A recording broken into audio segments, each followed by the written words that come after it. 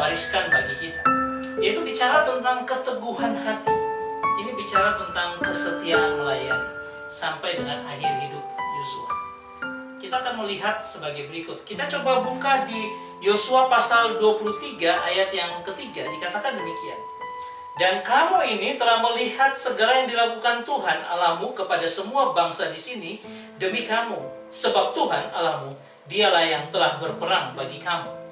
Jadi sampai dengan pasal 23 ketika Yosua sudah hampir menguasai akan seluruh negeri Kanaan yang dijanjikan Tuhan, di mana mereka merebutnya dan Tuhan berperang bagi mereka.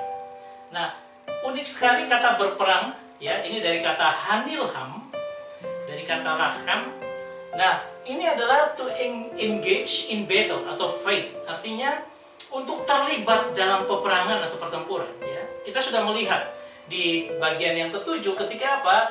Dikatakan Tuhan sendiri bertindak dengan melempari akan musuh-musuh Yosua, dilempari dengan batu seperti meteor dari langit gitu, dilempari seperti itu, dan banyak membuat musuh-musuh Yosua banyak yang mati di situ. Saudara, ini artinya apa? Tuhan ini secara aktif, ya, engage in battle, artinya di dalam perang itu dia terlibat dan dia bertempur juga melawan akan musuh-musuh Yosua, di mana dikatakan telah berperang bagi kamu. Jadi seluruh hidupnya Yosua, ketika dia melihat, dia memotret akan hidupnya, dia melihat hal ini, bahwa Tuhan telah berperang bagi kamu, bagi orang Israel zaman Yosua, generasi Yosua ini. Nah, kemudian kalau kita melihatnya dalam Yosua pasal 24, ya, ini salah penulisan. Yosua pasal 24 ayat 15, ya, dikatakan, tetapi jika kamu anggap tidak baik untuk beribadah kepada Tuhan, pilihlah pada hari ini kepada siapa kamu akan beribadah. Allah yang kepadanya nenek moyangmu beribadah di seberang sungai Efrat, atau Allah orang Amori yang negerinya kamu diami ini. Lalu dikatakan, saya gariskan dengan warna kuning, tetapi aku dan seisi rumahku, kami akan beribadah kepada Tuhan. Setelah sekian lama bertempur, mengalami suka duka bagaimana perang itu, dan akhirnya Yosua sampai pada sebuah kesimpulan bahwa apa? Bahwa kamu boleh memilih apapun, kamu boleh memilih Allah yang mana kamu sembah, tetapi aku dan seluruh isi rumahku akan beribadah pada Tuhan. Saudara, kata-katanya berkuasa. Karena apa? Tidak ada orang yang lalu memilih, oh ya aku mau ke sana, aku mau ke sana. Enggak. Semua berbalik kepada Tuhan, semua tetap dengan Tuhan. Sampai akhirnya nanti kita akan baca selanjutnya hal yang luar biasa. Karena apa? Karena pengaruh, otoritas, dampak yang diberikan oleh Yosua itu begitu luar biasa.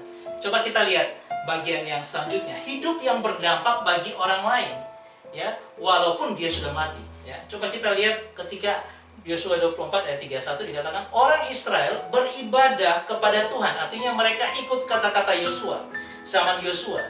Dan sepanjang zaman para tua-tua yang hidup lebih lama daripada Yosua, dan yang mengenal segenap perbuatan yang dilakukan Tuhan bagi orang Israel.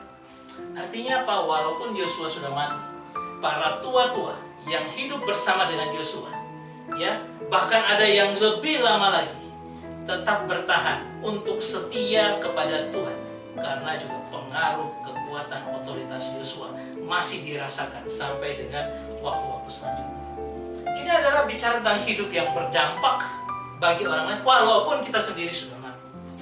Anda tidak ingin seperti ini? Bagaimana? Bahwa kita memiliki dampak yang luar biasa bagi orang sekitar kita walaupun kita sudah tidak ada.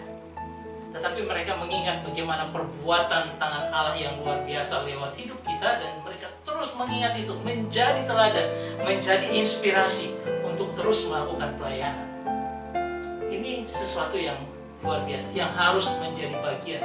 Ini bagian terakhir dari memahami harta kekayaan rohani yang luar biasa dari Yosua. Dia sampai pada titik berdampak bagi orang lain di sekitarnya, walaupun dia sudah mati.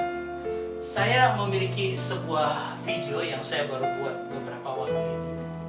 Video ini adalah video ketika seorang pendeta di gereja kami, ya, di GPIB lah secara keseluruhan, pendeta Gerson J. Sian ini, ya, bagaimana kehidupannya. Ini adalah khotbah pada tanggal 20 Mei 2020 ya. Ketika Bapak Pendeta ini sudah mencapai umur 78 tahun.